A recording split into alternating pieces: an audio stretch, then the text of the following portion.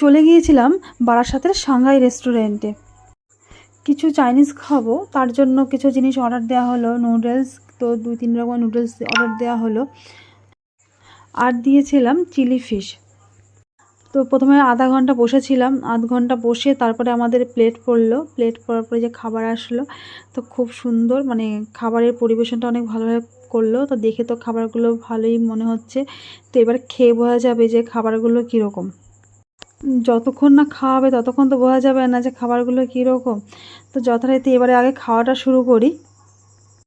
নুডলসটা তো দেখে তো খুবই পছন্দ হয়েছে। ফার্স্টে তো আমার বর খাচ্ছে, আগে ওকে জিজ্ঞাসা করলাম যে খাবারটা কীরকম হয়েছে, বললো না ভালো হয়েছে।